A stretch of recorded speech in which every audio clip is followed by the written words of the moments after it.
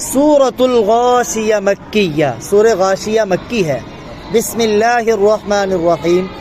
اس سورت کا نام ہے غاشیہ چونکہ اس کی پہلی آیت میں غاشیہ کا لفظ ہے، اور غاشیہ قیامت کے ناموں میں سے ایک نام ہے، ڈھانپنے والی، چھا جانے والی۔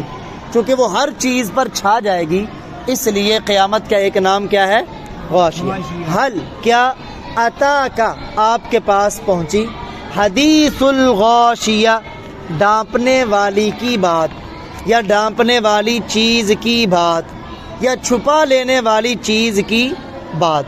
آپ صلی اللہ علیہ وسلم کہیں گزر رہے تھے، ایک مسلمان عورت یہ تلاوت کر رہی تھی، حل اتاک حدیث الغاشیہ۔ تو آپ صلی اللہ علیہ وسلم نے جب یہ سنا تو سن کے فرمایا، قد جاءنی، ہاں میرے پاس یہ خبر پہنچ چکی ہے۔ کیونکہ اس میں ہے نا کہ آپ کے پاس خبر پہنچی، تو آپ نے فرمایا ہاں میرے پاس یہ قیامت کی خبر پہنچ چکی ہے۔ وجوہ ہوئی بہت سے چہرے، یومئذ اس دن، خاشعہ ذلیل ہوں گے، یعنی ان کے چہروں کے اوپر ذلت چھائی ہوئی ہوگی۔ خشوع کا معنی ہوتا ہے عاجزی، پست، یعنی دبے ہوئے ہوں گے، ذلت ان پر چھائی ہوگی۔ اصل میں وجہ کا لفظ بول کر ذات بھی مراد لی جاتی ہے کہ بہت سے لوگ اس دن ذلیل ہوں گے۔ عاملہ محنت کرنے والے ہوں گے، ناصبہ تھکے ہوئے ہوں گے، یعنی جیسے آدمی کام کاج کر کے بہت تھک جاتا ہے نا، وہ لوگ چہروں پہ ذلت چھائی ہوگی، لیکن یوں لگے گا کہ انہوں نے بڑی محنت کی ہے اور بڑے تھکے ہوئے ہیں، لیکن ان کی محنت کا انہیں فائدہ نہیں ملے گا۔ تصلا وہ داخل ہوں گے، نارن حامیہ دہکتی ہوئی آگ میں، بڑکتی ہوئی آگ میں وہ داخل ہوں گے۔ چنانچہ یہ کون لوگ ہوں گے؟ کافر، دنیا میں بھی جنہوں نے بڑی محنت کی لیکن ان کی محنت کا انہیں بالکل کوئی فائدہ نہ ہوا۔ چنانچہ حدیث یہ تفسیر ابن کثیر کے اندر علامہ ابن کثیر ایک واقعہ لے کے آئے۔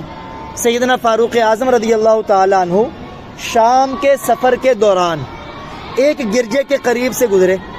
آپ نے اس گرجے کے پادری کو آواز دی، وہ جب باہر آیا نا تو سیدنا عمر رضی اللہ تعالیٰ عنہ دیکھ کے رونے لگے۔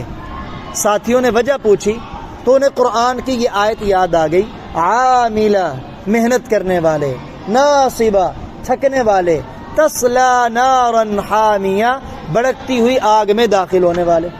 یعنی آپ نے اس پادری کو دیکھا کہ اس نے بڑی محنت کی ہے عبادت میں، بڑی تھکاوٹ اس کے اوپر ہے، دبلا پتلا جسم ہے، لیکن پھر بھی وہ جہنم کی آگ میں جائے گا۔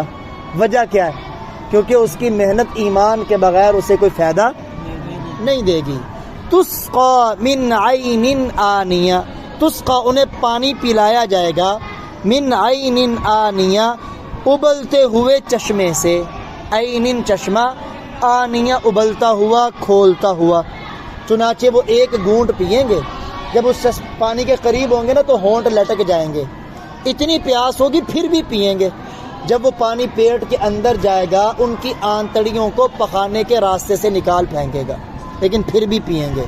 یہ تو پانی کا حال ہوا۔ کھانے کا کیا حال ہے؟ لیس لہم طعام، لیس نہیں، لہم ان کے لیے، طعام کھانا، ان کے لیے کوئی کھانا نہیں ہوگا، الا مگر، من ضریع کانٹے دار جھاڑ، سوائے کانٹے دار جھاڑی کے ان کے لیے کوئی کھانا نہیں ہوگا۔ اس کو عربی میں ذریع بھی کہتے ہیں اور شبرق بھی کہتے ہیں۔ یہ کانٹے دار جو جھاڑی ہے نا، جب سرسبز و شاداب ہوتی ہے تو عربی میں اسے کہتے ہیں شبرق، اور جب یہ خشک ہو جاتی ہے تو اسے کہتے ہیں ذریع۔ تو پتہ چلا اس دن انہیں سرسبز بھی نہیں ملے گی، خشک ملے گی جس میں ہوتے ہی کانٹے۔ سب سبز ہوتی ہے نا تو کچھ نہ کچھ اس میں پانی کی بھی ہوتی ہے آمیزش، لیکن جب خشک ہو جاتی تو کانٹے ہی کانٹے رہ جاتے ہیں، وہ بطور کھانے کے دی جائے گی۔ اب وہ بدبودار بھی ہوگی، کانٹے دار بھی ہوگی۔ آگے ہوگا کیا؟ لا یسمن، وہ نہ موٹا کرے گی، وہ نہ موٹا کرے گا، ولا یغنی، اور نہ دور کرے گی، من جوع بھوک کو، یعنی اتنی بھوک لگی ہوگی یہ اس بھوک کی شدت میں اس کانٹے دار جاڑی کو کھانے کے لیے تیار ہو جائیں گے۔ لیکن انسان کھانا کیوں کھاتا ہے؟ دو وجہ سے، یا تو اس لیے کھاتا ہے بھوک لگی ہوتی بھوک مٹ جائے، کبھی بھوک نہیں بھی ہوتی اس لیے کھاتا ہے تاکہ موٹا تازہ صحت مند ہو جائے۔ اس کھانے سے بسا اوقات کھاتا ہے لذت کے لیے، لذت کا تو پتہ چل گیا کہ اس کے اندر لذت نہیں، بدبو بھی ہوگی، کانٹے دار بھی ہوگی، کڑوی بھی ہوگی، لذت تو نہیں ہے۔ آیا موٹا کرے گی؟ کہتے نہیں موٹا بھی نہیں کرے گی۔ آیا بھوک مٹائے گی؟ نہیں بھوک بھی نہیں مٹائے گی۔ بس یہ عذاب ہوگا اللہ تعالیٰ کی طرف سے۔ اللہ تعالیٰ ایسے لوگوں سے ہمیں اپنی پناہ عطا فرمائے۔ اب آگے اچھے لوگوں کا ذکر، اللہ تعالیٰ ان میں ہمیں اپنے فضل و کرم سے شامل فرمائے۔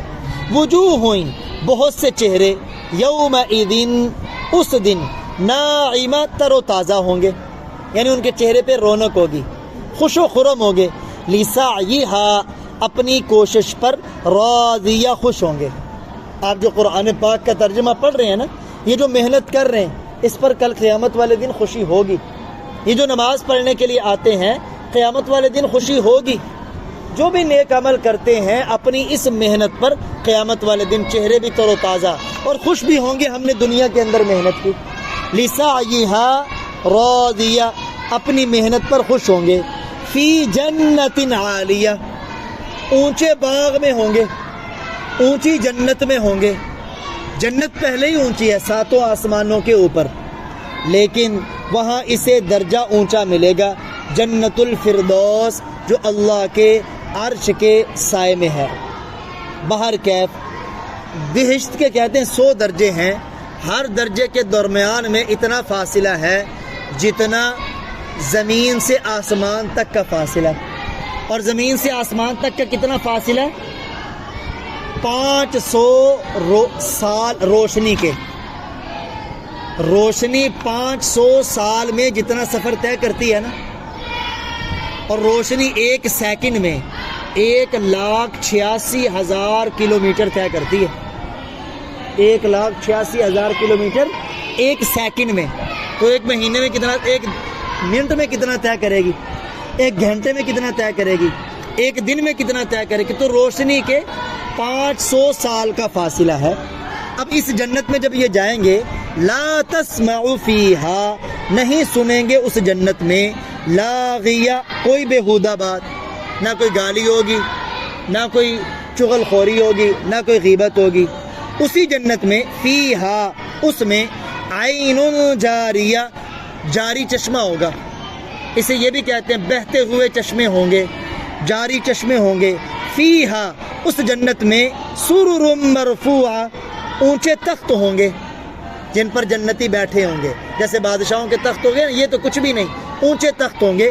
وَأَكْوَابٌ مَوْضُوعَةٌ، اور آب خورے رکھے ہوئے ہوں گے، یعنی پانی پینے کے برتن وہاں موجود ہوں گے، اور وہ اتنے جتنے آسمان کے ستارے۔ اکواب کوب کی جمع ہے، پیالے کو کہتے ہیں، یعنی ایسا برتن جس کو پکڑنے والی کوئی چیز، وہ ڈنڈی جو سائڈ پہ لگی ہوتی وہ نہ ہو۔ وَنَمَارِقُ مَصْفُوفَةٌ، اور تقیے کتار میں لگے ہوئے ہوں گے۔ وَزَرَابِيُّ مَبْثُوثَةٌ، اور عمدہ قسم کے قالین پھیلے ہوئے ہوں گے۔ أَفَلَا يَنظُرُونَ، حمزہ کا معنی کیا، فا کا معنی پھر، أَفَلَا يَنظُرُونَ، کیا پھر وہ نہیں دیکھتے، إِلَى الْإِبِلِ، اونٹ کی طرف، الا کا معنی طرف، ابل اونٹ، کیف خلقت، اسے کیسے پیدا کیا گیا، وإلی السماء، اور آسمان کی طرف، کیف رفعت، اسے کیسے بلند کیا گیا، وإلی الجبال، اور پہاڑوں کی طرف، کیف نصبت، انہیں کیسے نصب کیا گیا، یعنی زمین میں گاڑا گیا، وإلی الارض، اور زمین کی طرف، کیف سطحت، اسے کیسے بچھایا گیا، یعنی جیسے ہم نے کہا نا، کیا یہ نہیں دیکھتے اونٹ کی طرف، ایسے ہی کہیں گے کیا یہ نہیں دیکھتے آسمان کی طرف، کیا یہ نہیں دیکھتے پہاڑوں کی طرف کہ انہیں کیسے نصب کیا گیا، کیا یہ نہیں دیکھتے زمین کی طرف کہ اسے کیسے بچھایا گیا۔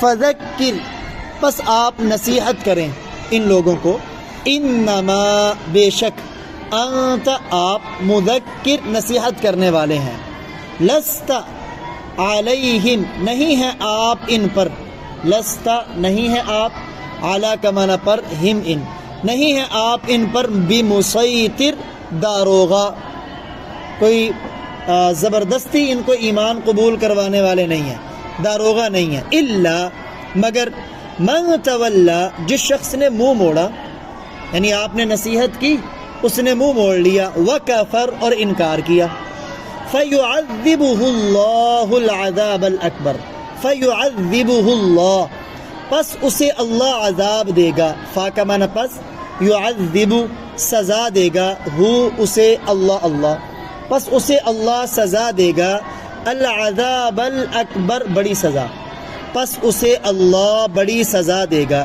ان بے شک، الینا ہماری ہی طرف، ایابہم ان کا لوٹنا ہے، یا انہوں نے لوٹ کر آنا ہے، ایاب کا معنی ہوتا ہے لوٹنا، ہم ان کا، ثم پھر، ان بے شک، علینا ہمارے ہی ذمے، حسابہم ان کا حساب ہے، پھر بے شک ہمارے ہی ذمے ان کا حساب کتاب لینا ہے۔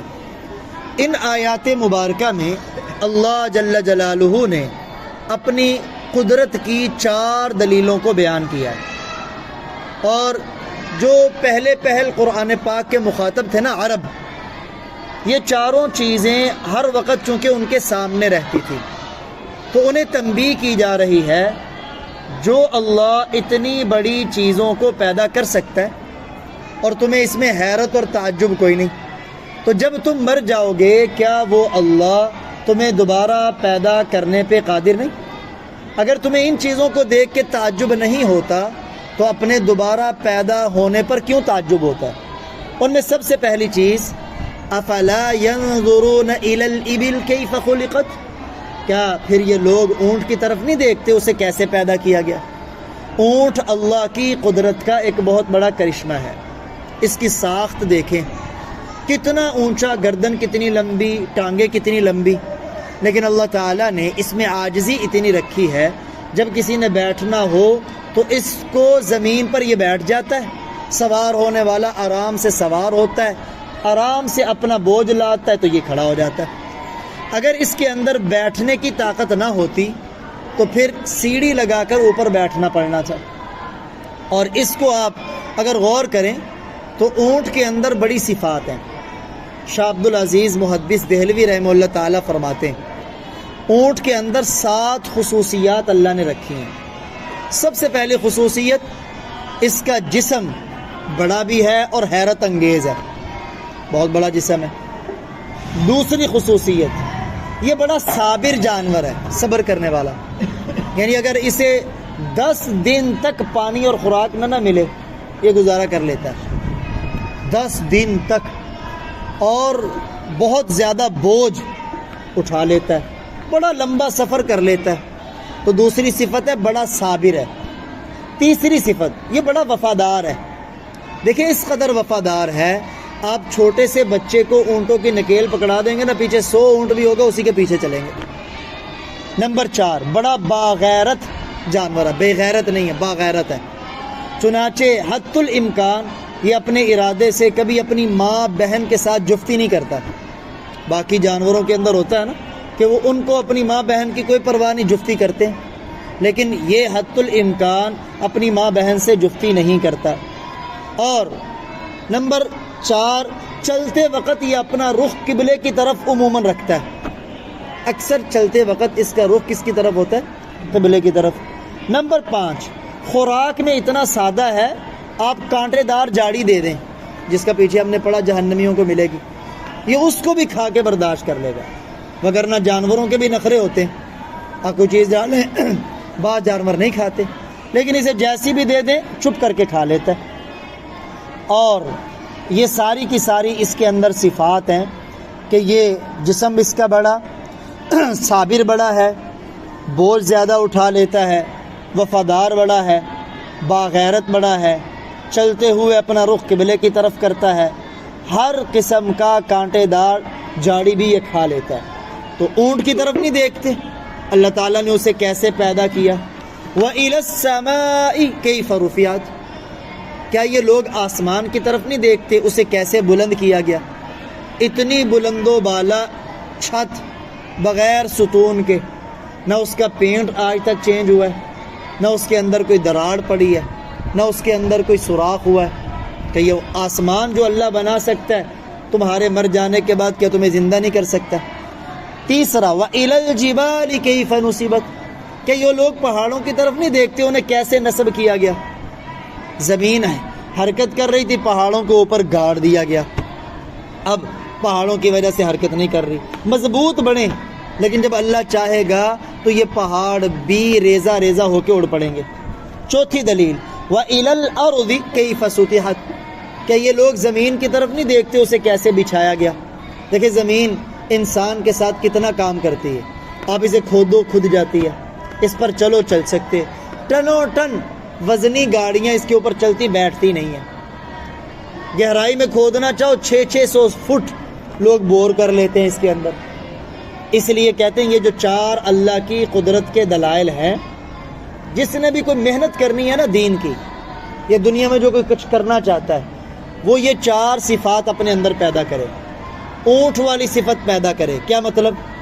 اونٹ والی صفت پیدا کرنے کا مطلب یہ ہے کہ وہ آدمی جفاکش ہو، محنتی ہو، صابر ہو، یعنی محنت کرنے والا۔ اونٹ بڑا محنتی جانور ہے۔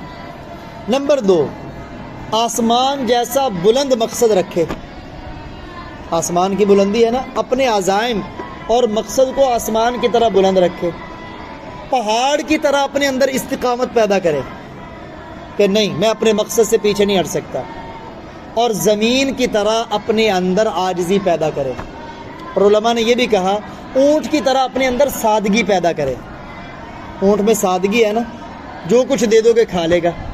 آسمان کی طرح اپنے ارادے اور عزم کو بلند رکھے، اور پہاڑ کی طرح اپنے اندر استقامت رکھے، زمین کی طرح اپنے اندر عاجزی رکھے۔ دیکھیں زمین کے اوپر لوگ اسے ٹھوکرے بھی مارتے ہیں، اس کے اوپر چلتے بھی ہیں، لیکن کبھی اس کا کوئی گلہ شکوہ ہوا؟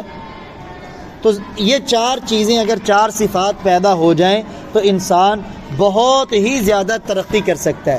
آگے آپ صلی اللہ علیہ وسلم سے فرمایا فذکر، پس آپ ان لوگوں کو نصیحت کریں، انما انت مذکر، بے شک آپ نصیحت کرنے والے، لست علیہم بمسیطر، آپ ان پر داروغہ نہیں ہیں، آپ کی ذمہ داری صرف اور صرف اپنی امت کو نصیحت کرنا ہے، زبردستی منوانا آپ کی ذمہ داری نہیں، زبردستی ایمان پہ لانا آپ کی ذمہ داری۔